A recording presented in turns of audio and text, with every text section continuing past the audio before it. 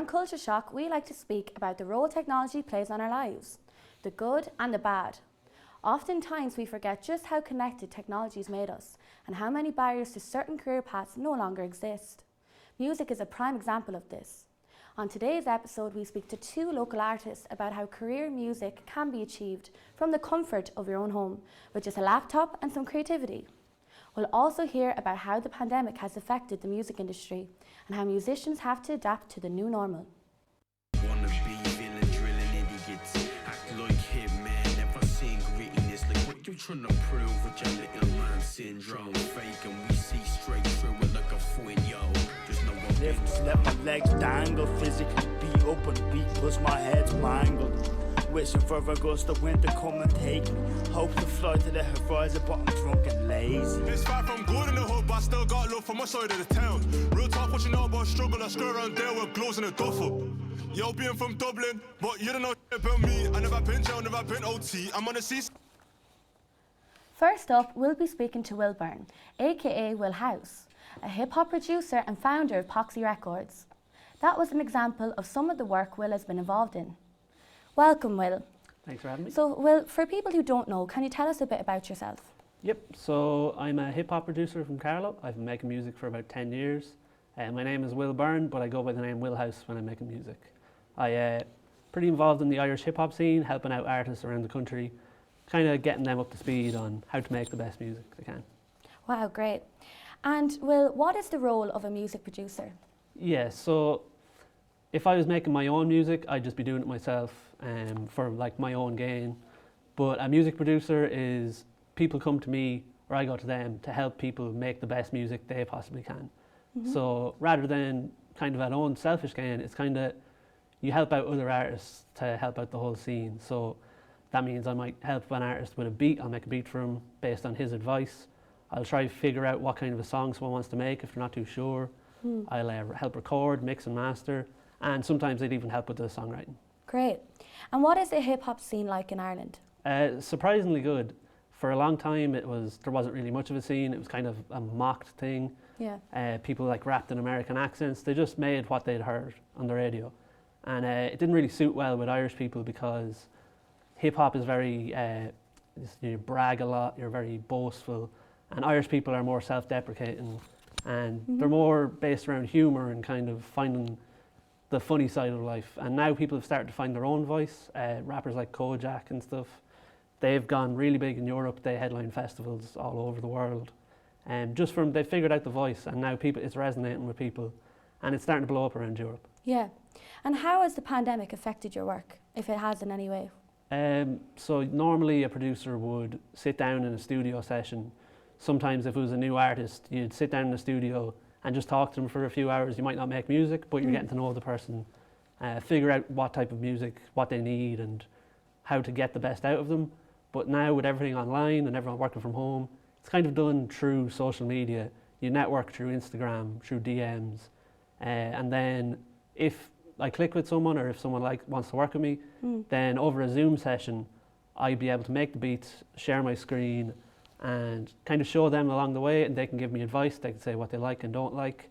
And instead of a studio where you can sit down, get it all done together in one day, it's more of a back and forth process that might take a few weeks of, you'll send me a verse, I'll fix it up, then I'll send something back to you, you send it back, and it just goes until it's ready. Very good. And another question I'm going to ask you here is, what kind of role does technology play for a producer? Can you tell me? It's huge. So it's kind of a hard time to be in the music industry because there's not much money to be made in it, really. Right. Streaming doesn't pay. I think a song on Spotify pays 0.005 cent or something like that a play. But it's good with technology because it's brought it to everyone. So I might not be able to make money, but I can make the music and eventually I should be able to make money from it. And that's just I can do it from the comfort of my home on a laptop. I don't need a big label backing me. I don't need a studio. I don't even need to be able to play an instrument. If I have a good ear for sounds and how to put a song together, I can do it all myself on a laptop and I can play the drums, the keyboard, whatever, all through the laptop. Wow. And can you tell us about Poxy Records? Yeah, so during the pandemic, myself and 3 friends on a Zoom call, I kind of got into them that maybe we should make a song together because we did music together years back. Yeah. And they both kind of fell out of love with it. One of them lives in Arizona now. So we were able to do a Zoom call, and we kind of figured out you could share the screen and things like that, and it was a pretty easy process. Yeah. So we worked together, made the song, and then we decided before we put it out, rather than the two boys starting from scratch with no audience, I had built up a bit of a following, so why not use that and use the idea that the lads might have a following, separate ones, and combine them all together. The three of us have a bigger audience. And a lot of the time, people don't make music because they don't know how to go about it. They might know how to make a song, but they might not be able to record it, Yeah. or they don't know how to get it on Spotify. So with Epoxy Records, we wanted to help artists out. We'll do all the boring stuff for you. Since then, we've took on two of our friends who are now doing really well with music, and they have gigs lined up and things like that, who wouldn't have done it before because they didn't know how to like go about getting artwork or clearing samples. So we do that for them, and it's kind of a collective to help artists get better. That's great. And how could someone turn their love of music into a viable career? Yeah, so for me, I just loved making beats for a long time. I kind of just did it as a hobby. And then the start of last year, I kind of started taking it more serious. And I started looking into how to, make streams of income from it. And a big thing in the producer community is passive streams of income, it's called, which is basically you make money without, it makes it itself. So I could maybe make a beat and put it online, and rather than, hoping people listen to it, I can try sell the beat.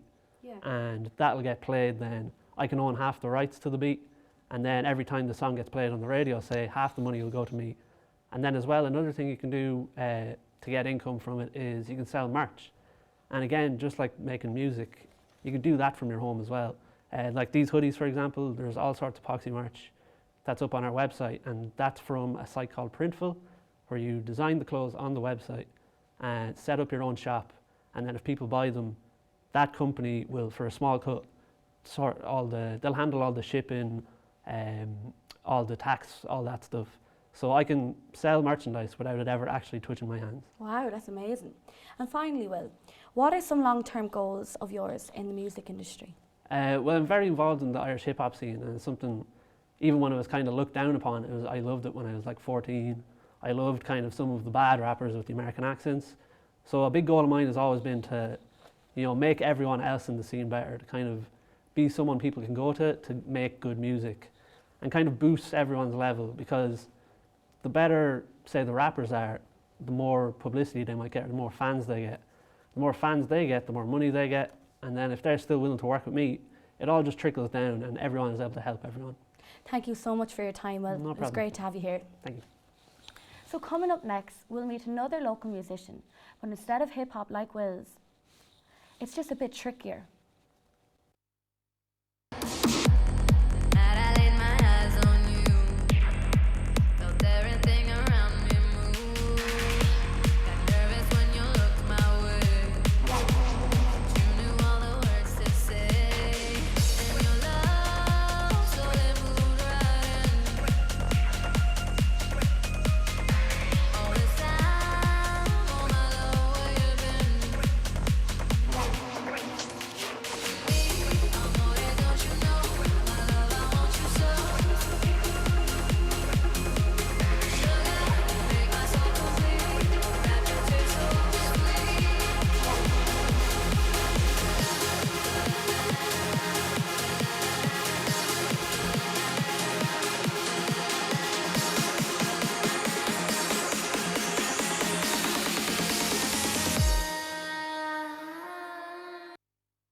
We are joined now by Leon Clark, aka Zondervan, a local DJ and music producer who supported big names and played shows all across the country over the years.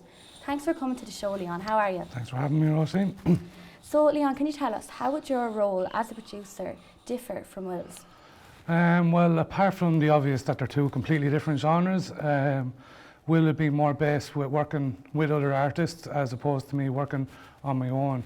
I think the hip-hop industry would differ a lot from the dance music industry in that way, as in with dance music you're more entitled to work on your own and push yourself forward instead of working as a group.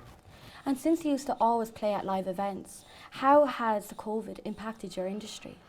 I think that's probably one of the hardest things we've ever had to deal with. Stop. I think we've gone from working every week to not working at all, and that loss of gigs is a loss of inspiration, along with a loss of income as well. So it's after hurting us all a great deal. And what is your process when you make your music? Usually I start with just whatever feelings I'm feeling at the minute, I'll work off of that. But normally, it depends on what kind of feelings you're in or what kind of situation you're in. But normally I just start off with a beat and work that way up. But like Will's, it differs a lot. Like hip hop tracks would only be about 3 or 4 minutes, whereas dance music tracks generally tend to go on for about 7 minutes. Yeah. So there's a lot of time and production that goes into just one track. One track could take anywhere from a day to months to a year. It all depends on the track and your own state of mind. So in terms of releasing your music, how do you get people to listen?